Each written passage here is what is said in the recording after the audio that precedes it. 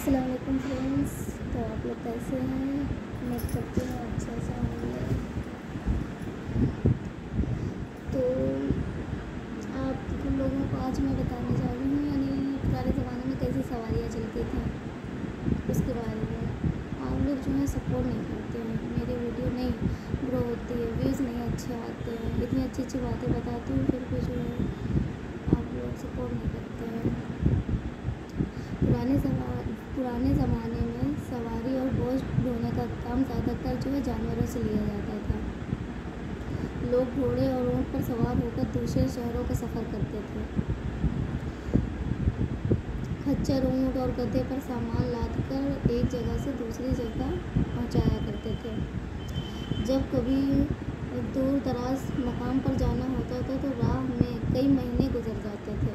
यानी अगर पहले सवारी कहाँ थी, सब पैदल ही जाते थे। मेरे जो दादा थे ना, तो हम जब छोटे थे तो हमको इतना थोड़ा थोड़ा याद है कि वो लखनऊ जब जाते थे गांव से ना, तो वो भी जो है पैदल ही जाते थे। तो हम लोग खेत जाते थे, जब मालूम होता था कि दादा आने वाले हैं, आ रहे हैं, तो हम लोग उनको आगे ही जाके पहले मिलते थे। मेरे दादा के बारे में मुझे मालूम है कि वो लखनऊ तक पैदल जाते थे, और फिलहाल तो किसी के बारे में नहीं मालूम है हमको। सुनसान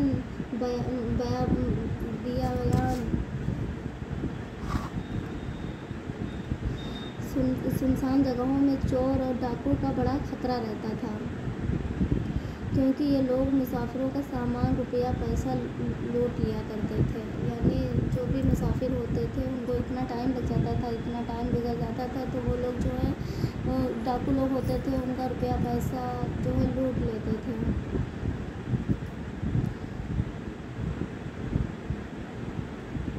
जहाँ मीलों जंगल में जंगली यानी जानवरों से भी उनको जो है खतरा रहता था, और वहाँ पानी न मिलने के सबब मुसाफिर यानी जंगलों में भी जो है जानवरों का भी जो है मसला रहता था, उनसे भी डर रहता था, और वहाँ पानी भी नहीं मिलता था।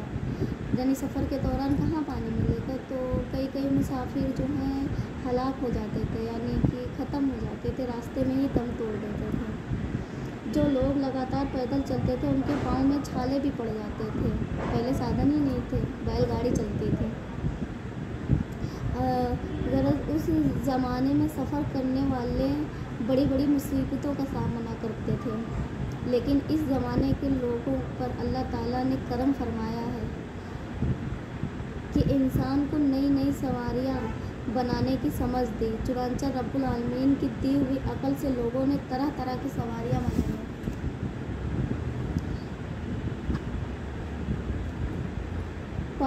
जो पानी पे तैरने वाले, देखो जहाज़ बनाए, ज़मीन पे चलने वाली गाड़ी, मोटर, बस, ट्रक, रेल वगैरह वगैरह कितनी चीज़ें बनाती हैं। और आप लोग जो हैं सना अंसारी को तो जानते होंगे, जो पैदल हज करने गई थी। मैं तो उनको अच्छी तरीके से जानती हूँ, उनको सब्सक्राइब भी कर रखा है हमने।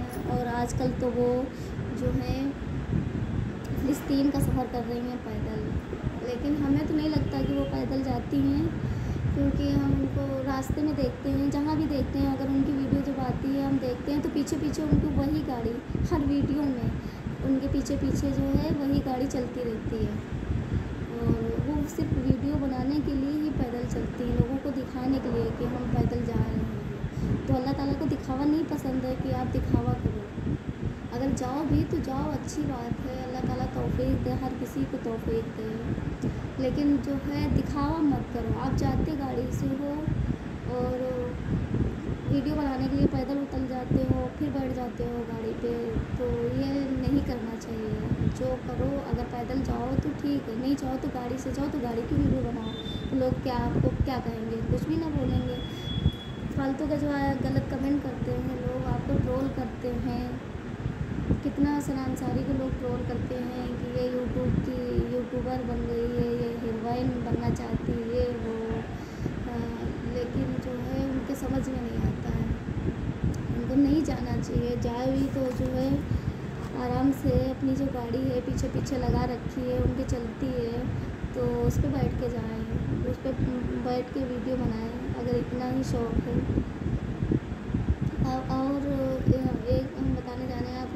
चालाक बादशाह के बारे में। हमारे मुल्क से बहुत दूर पश्चिम और उत्तर के कोने पर एक मुल्क यानी इराक है। इराक के बारे में आप लोगों को पता होगा, जिसकी राजधानी शहर बगदाद है।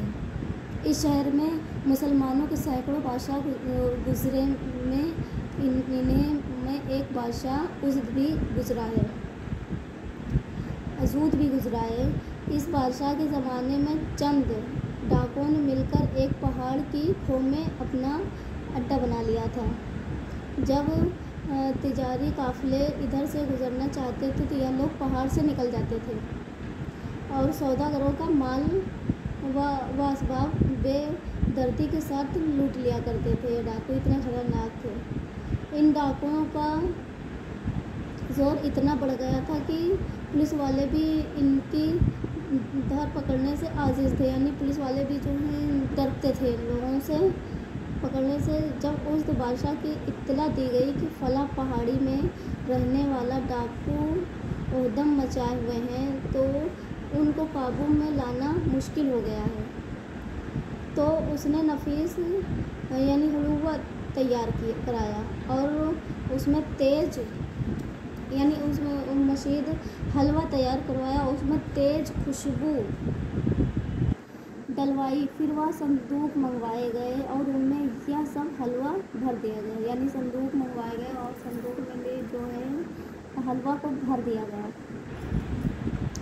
बादशाह ने एक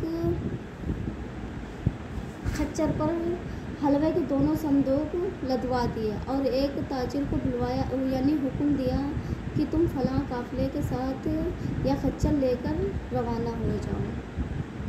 ताजिर व खच्चर लेकर काफ़िले के साथ चल पड़ा। जब काफ़िले के लोग उस मकाम के पास पहुँचे जहाँ डाकुओं का अड्डा था, तो काफ़िले वालों को देखकर सब डाकू निकल पड़े और उस पर हमला करके तमाम माल व सामान लूट लिया और उस खच्चर को भी पकड़ लिया जिस पर हलवे के संदूक लगे थे। जब उन्होंने संदूक को खोला तो उनमें नफीस खुशबूदार हलवा पाया। फिर तो सब उस पर टूट पड़े और खूब खाया, यानी हलवे पर सब डाकू जो हैं टूट पड़े और उसको खाते गए। हलवा खाने के बाद डाकू बेहोश हो गए, यानी कि उसमें कुछ मिला होगा, नशे की चीज़ मिली होगी। डाकू जो हैं बेहोश हो गए। फिर सबके सब यानी उसमें जहर मिला था, यानी डाकू बेहोश हो गए, फिर सबके सब मर गए। काफ़िले वाले कुछ दूर हटकर रुके हुए थे। जब डाकुओं को मुर्दा देखा तो वापस दौड़े और अपने माल और सामान पर कब्जा किया, यानी काफ़िले वाले कुछ आगे चले गए होंगे दूर पे, उसके बाद भी पीछे मुड़ के देखा होगा तो वो लोग फिर अपना वापस आए और अपना सारा सामान ले गए और वो डाकुओं का जो है उनके पास जो हथियार था वो भी साथ में ले गए। तो आप लोगों के कुछ समझ में आया? डाकू हलवा खाकर क्यों मर गए? आप लोगों की कुछ समझ में आया कि डाकू जो हैं वो हलवा खाकर क्यों मर गए? नहीं समझ में आया? अभी बताते हैं। बात यह है कि उस एक चालाक बादशाह था, उसने हलवे में, यानी आपको तो हम पहले ही बता चुके हैं कि उसने हलवे में है जो है जहर मिला दिया था ताकि डाकू उसे खाकर हलाक हो जाए और आने जाने वाले काफ़िलों को यानी लूट मार से बचा सके। हमें तो पहले से पता था कि उसमें जहर मिला हुआ, तो हमने आप लोगों को तो पहले ही बता दिया कि उसमें जो है जहर मिला हुआ था।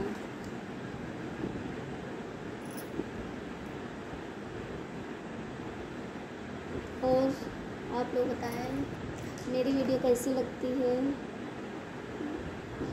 क्योंकि व्यूज़ नहीं आ रहे हैं उस पर, और जब तक व्यूज़ नहीं आएंगे तो मेरा यूट्यूबर बनने का सपना ही रह जाएगा। मेरी एक दिली यही ख्वाहिश है कि अल्लाह ताला के सपोर्ट से, अल्लाह ताला की मर्ज़ी से और बेपर्दगी से अपने आप को, बस मेरा यही एक ड्रीम है बस कि हमको यूट्यूबर बनना है।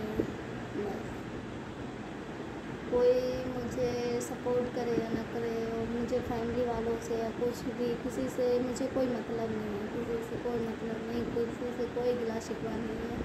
मैं अकेली तन्हा रहती हूँ, तो बुरे काम करने से अच्छा है कि लोगों को अगर कुछ अच्छा एक अमल बता दो, तो अगर कुछ भी उसने अमल कर लिया अपने ऊपर तो उसका सवाब भी हमें ही जाएगा।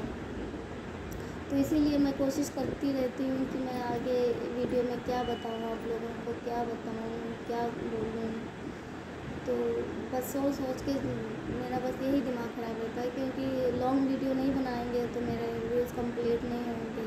तो 4,000 वॉच जो है घंटा कंप्लीट करना है उस पर। इसके बाद में ये मेरा कंप्लीट हो जाए ना, फिर कोई बात नहीं, फिर चाहे शॉर्ट वीडियो बनाए चाहे लॉन्ग वीडियो बनाए, कोई बात नहीं, बस मसला नहीं है। बस लॉन्ग वीडियो के लिए यही सोचते रहते हैं कैसे बनाए, क्योंकि जो है उस पर 4,000 घंटा कंप्लीट करना रहता है हमको, तो कैसे कंप्लीट करें जब आप लोग मुझे सपोर्ट नहीं करेंगे। आप लोगों से रिक्वेस्ट है मेरी, प्लीज़ मेरी वीडियो को सपोर्ट करें, शेयर करें, लाइक करें, कमेंट करें। और खुदा हाफिज़, अल्लाह हाफिज़।